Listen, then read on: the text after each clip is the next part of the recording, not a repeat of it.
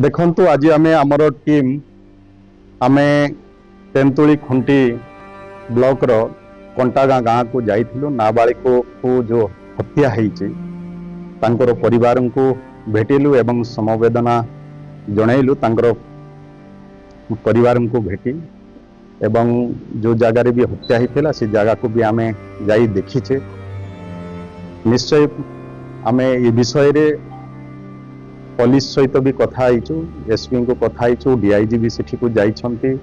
वर्तमान तार केमती प्रॉपर इनक्वारी हबो, दोषी केमती धरा पड़िबो एवं तांकर परिवार को केमती न्याय मिलिबो एथिपाई पुलिस प्रशासन समस्ते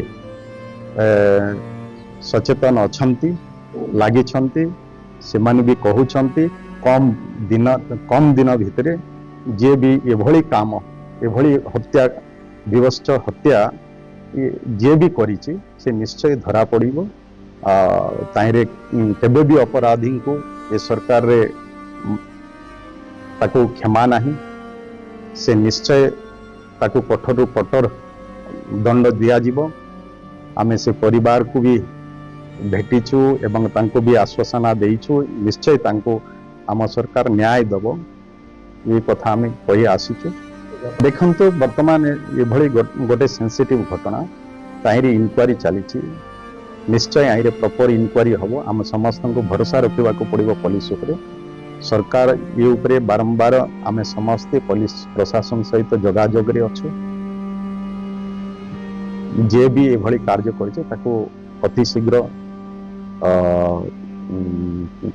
ताको खोजी की बाहर करंतु।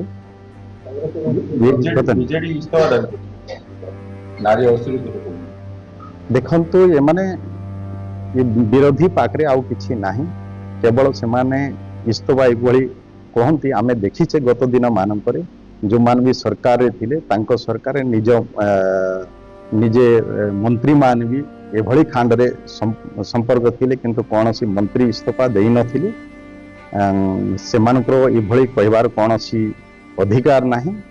सरकार तत्पर अछंती, निश्चय दोषी को दंड दिया जाए। कांग्रेस सीबीआई पुलिस देखंतु पुलिस तार इनक्वारी आरंभ करिছে, सबु क्षेत्र को देखुची। निश्चय कम दिन भितर पुलिस अपराधी को धरी।